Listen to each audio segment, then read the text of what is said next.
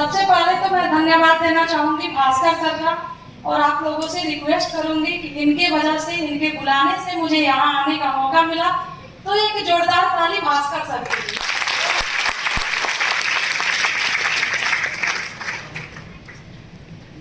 बागों में बहार है, बागों में बहार है, दिल में बहुत अरमान है।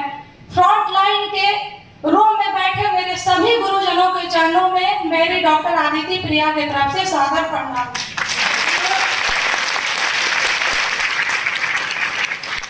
आप सभी की तरफ मैं भी यहाँ सीखने आई हूँ। मैं क्या ही बताऊं, मैं जब फर्स्ट टाइम SOS आई हुई थी, उसी दिन से मैं परमानेंट के लिए मोटिवेट हो गई थी।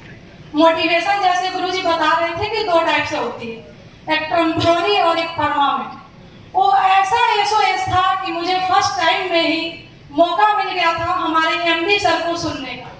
वो मेरे लिए सौभाग्य की बात थी, और जब मैं MD सर को सुन ली तो मुझे नहीं लगता है कि मैं अपने लाइफ में कभी भी निगेटिव हो पाऊंगी। बाकी स्पेशली थैंक्स मैं अपने गुरुदेव का करना चाहूंगी, जितेंद्र सर का, जिनके वजह से मैं मोतिहारी सिटी में पढ़ाई करने आई थी, और बिजनेस का A से लेके Z तक जो भी मैं अभी तक सीखी हूँ, वो सारी श्रेय मैं अपने गुरुदेव जितेंद्र सर को देना चाहती हूँ। अब तक की सबसे जोरदार तालीम मेरे गुरुदेव के लिए। आप सभी को पता है कि मैं क्लिनिक चलाती हूँ, कुछ लोगों को नहीं पता हो। इसके बावजूद भी, क्योंकि मैं AWPL की पढ़ाई तो की नहीं थी, आज जब भी कहीं मुझे लगता है कि यहाँ मैं क्या सजेस्ट करूँ, तो पल पल हमेशा फोन से, मैसेज से, चाहे शेड्यूल कितना भी बिजी रहे, राकेश गुरुजी का समय मुझे हमेशा मिलता रहता है। तो इसके लिए गुरुदेव के लिए एक जोरदार था। 2-3 चीजें मैं यहाँ से सीखी। मैं गुरुदेव से पेशेंस सीखी हूँ। राकेश सर जो है, अगर पेशेंस की बात करें तो मुझे लगता है इनसे ज्यादा पेशेंस किसी के पास नहीं। तो इनकी ये चीजें मुझे काफी अच्छी लगती है।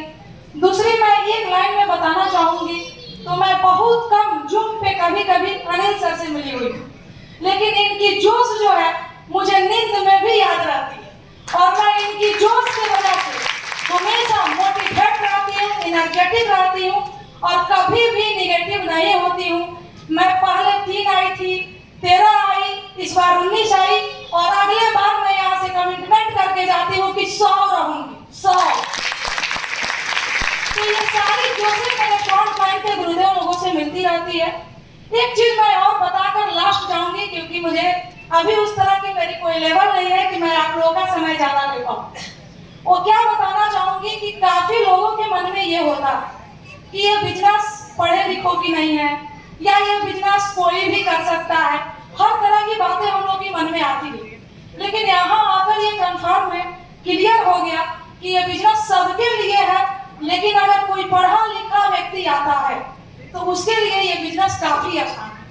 लेकिन जो नहीं पढ़े लिखे हैं, वो अपने माइंड में यहाँ से सेट करके जाएंगे कि अपने अंदर लर्निंग एटीट्यूड को 1 नंबर में रखें। जिनके अंदर ये चीज 1 नंबर में नहीं रहेगा, वो सोच लेंगे देख करके कि काफी लोग आया जो पढ़ा लिखा नहीं है, कोई कुछ करता था, कोई ऑटो चालक, कोई रिक्शा चालक, कुछ है, और वो सक्सेस हो गया है। तो ऐसा नहीं सोचना है कि वैसे लोग सक्सेस हो गए बिना लर्निंग एटीट्यूड का। ऐसा बिल्कुल संभव नहीं है। ऐसा आप 4थे-5वें लेवल ही कर सकते हैं। तो सबसे मेन अगर कोई पॉइंट है तो आप लोग अपने अंदर लर्निंग एटीट्यूड रखिए। पेशेंस के साथ अकेले सीखिए, अकेले सीखिएगा, एक दिन आपके साथ कारवां आएगा सीखने के लिए। Thank you.